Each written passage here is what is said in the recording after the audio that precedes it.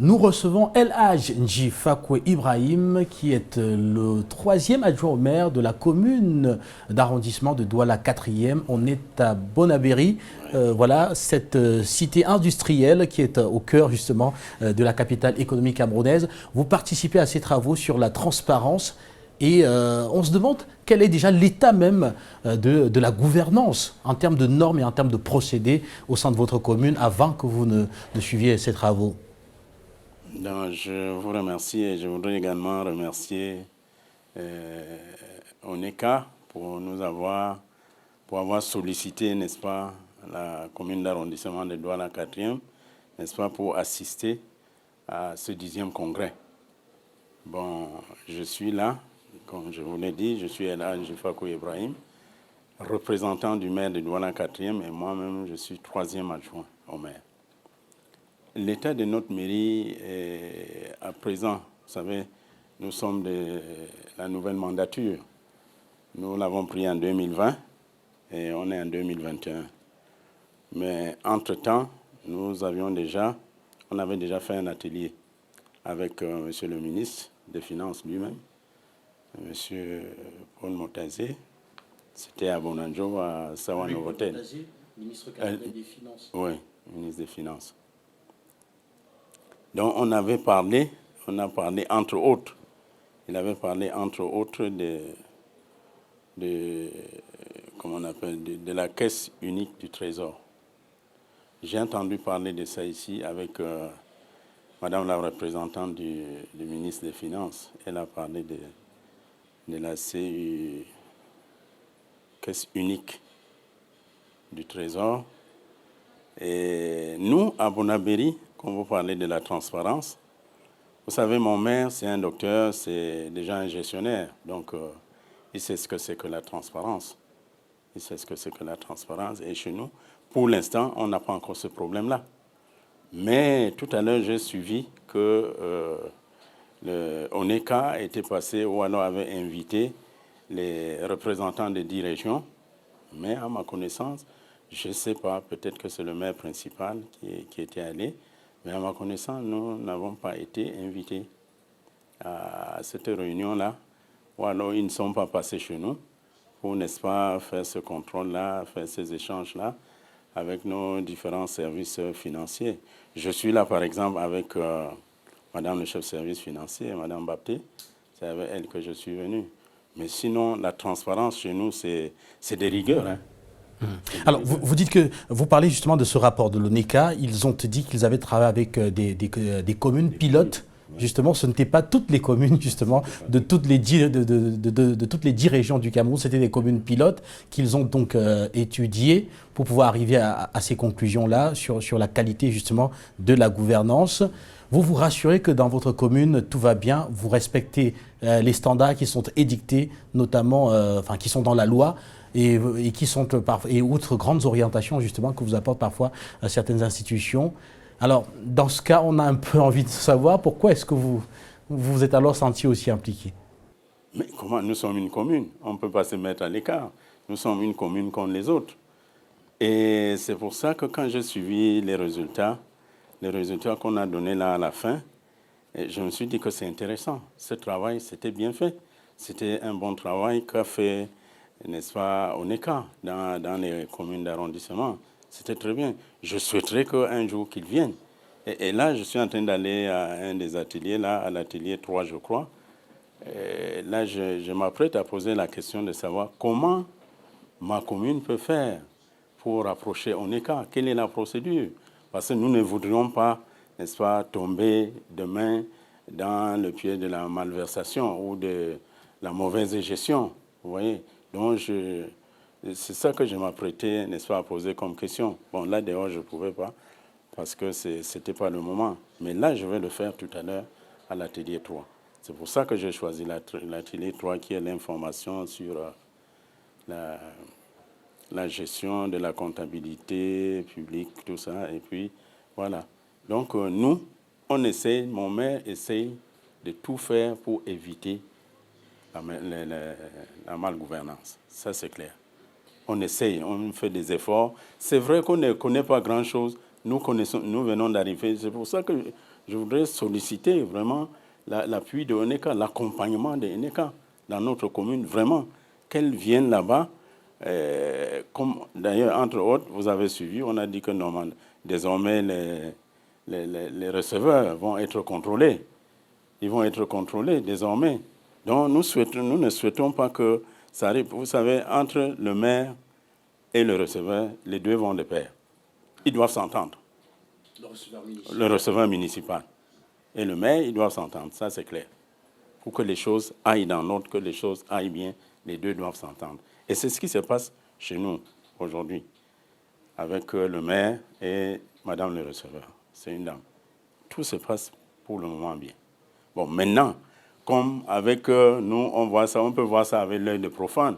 Maintenant, les techniciens, comme les experts comptables, peuvent venir et peut-être essayer de nous orienter, nous dire que non, attention, ce que vous faisiez là, c'est pas comme ça.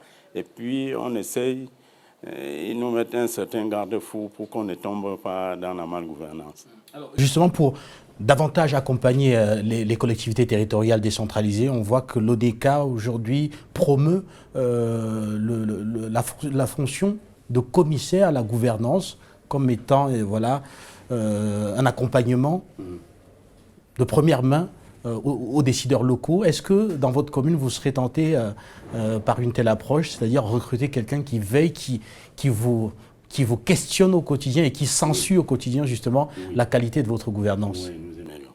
Vraiment. C'est ce que j'ai commencé à dire ici. Parce que nous ne souhaitons pas.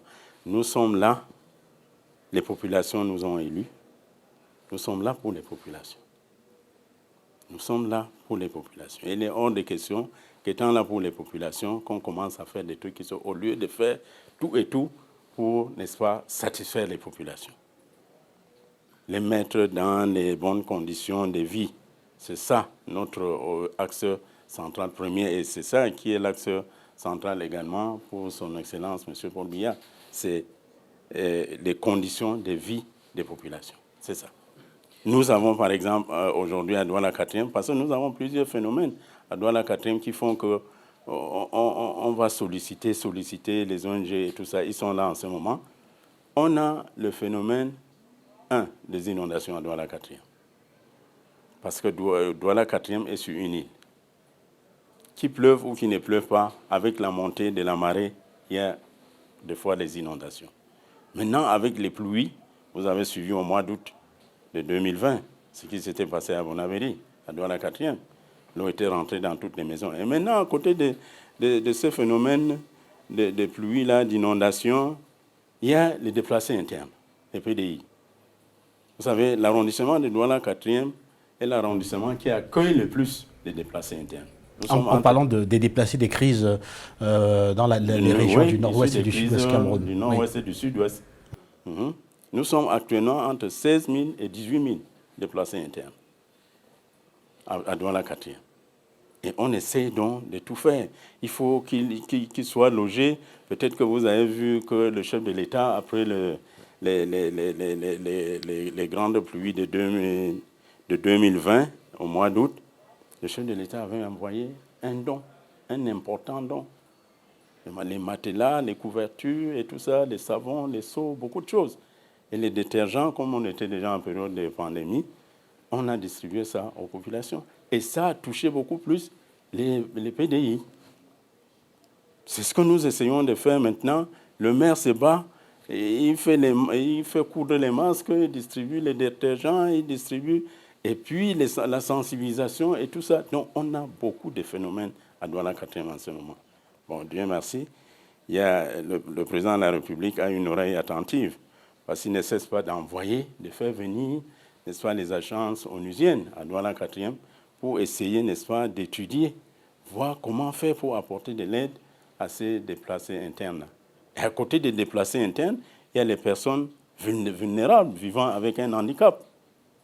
Voilà les phénomènes, parce que vous ne saurez aider, n'est-ce pas, le PDI, et puis l'autre, il est là, la personne vulnérable, il est là, et puis elle regarde, et puis vous ne l'aidez pas aussi. Donc tout ça, on est obligé. Donc là, par exemple, ici, là où je suis là, je ne devais pas être là. Mais comme c'était extrêmement important, le maire m'a dit, vas-y. Parce qu'il y a le PNUD qui descend. Le PNUD qui descend pour le PDI, les enfants en détresse, les veuves, les personnes handicapées vivant, vulnérables vivant avec un handicap, ils descendent. Et ça pour ça. Donc il fallait que je sois là, puisque c'est dans mon domaine, c'est dans mes cordes. Mais le maire m'a dit quand même, vas-y, tu suis, et puis tu reviens, on va continuer. Puis ils sont là pour une semaine. Ils sont à Bafoussam en ce moment. Là, Merci. ils vont descendre. Merci. On va sortir par un fait que vous avez évoqué. Il s'agit des inondations dans votre commune. On sait que cela demande des travaux assez importants, notamment de drainage des eaux, et que cela demande aussi des financements.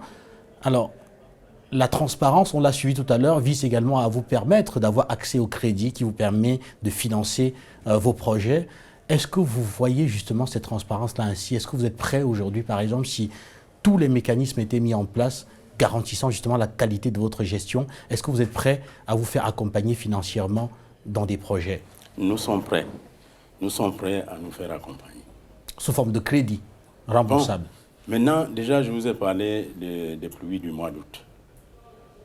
Vous n'avez pas entendu qu'il y avait des morts à Douala-4e.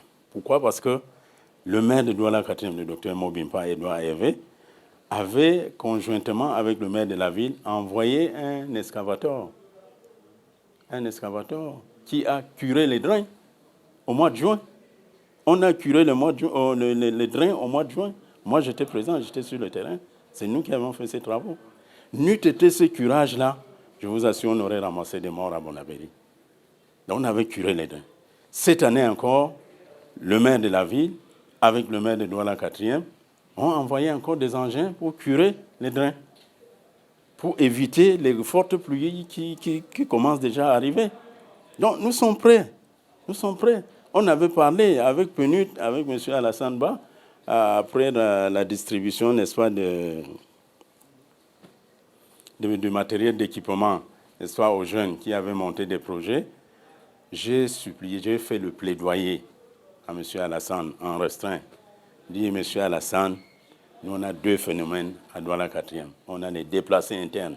Si on pouvait construire un centre d'accueil pour ces déplacés internes-là, ça nous arrangerait beaucoup. De deux, on a ce phénomène d'inondation. Si on peut nous construire les drains, parce que si on construit les drains, comme vous voyez dans certains quartiers à Douala 2e, même à Douala 4e, à Bessékela, on a construit, la communauté urbaine a construit le drain. Bon, vous savez, construire un drain, ce n'est pas au niveau du maire. Ce n'est pas au niveau de la mairie d'arrondissement. Ce n'est pas possible. Nous ne pouvons pas, parce que ça coûte cher. Donc, comme vous le disiez, on est obligé de solliciter, n'est-ce pas, le maire de la ville. C'est lui qui peut nous accorder ce crédit-là, n'est-ce pas, ou bien le FECOM, en nous construisant ces drains. Récemment, on a, dans le cadre de l'environnement, on a fait le planting des arbres tout le long de ces drains-là. Parce qu'il faut également éviter que les populations ne viennent construire dans les drains. Vous avez suivi qu'il y avait les casses. En 2020, on a cassé les gens qui étaient construits sur les drains parce que c'est eux qui bloquent l'eau pour que l'eau ne circule pas. Merci. Donc, nous sommes prêts, n'est-ce pas, même s'il faut le solliciter, cet accompagnement-là, nous sommes prêts à le faire. Merci, monsieur le maire. On va vous laisser aller poursuivre votre atelier très très rapidement en vous remerciant d'avoir marqué cet arrêt sur ce plateau de la télévision panafricaine. Merci. C'est moi qui vous remercie. J'espère qu'on va se revoir bientôt parce que nous nous préparons à lancer, n'est-ce pas, ce qu'on appelle la bonne emploi avec le FNE et le BIT. Le FNE a choisi Douala 4e pour planter la bonne emploi. Bon emploi, c'est quoi? C'est un instrument interaction pour les jeunes qui cherchent de l'emploi. Ils viennent, ils mettent le CV dans la machine et ça va directement au FNE. Ou alors si l'entreprise a besoin, n'est-ce pas, de certaines compétences, elles viennent là-bas, elles mettent dans la machine et puis ça tombe au FNE et puis on convoque le gars, ainsi de suite. Donc, le FNE, en collaboration avec le BIT, Bureau international du travail, ont choisi Douala 4e. Et on s'apprête, n'est-ce pas, à faire un lancement officiel et solennel à Douala 4e. Merci à vous, monsieur le maire, d'être passé. Je vous remercie. Merci également aux téléspectateurs de la télévision panafricaine. Les travaux en atelier se poursuivent et nous viendrons vous faire le débrief justement de ces ateliers. Ce sera tout à l'heure. Restez toujours dans ces différents décrochages au cœur de ce 10e congrès annuel.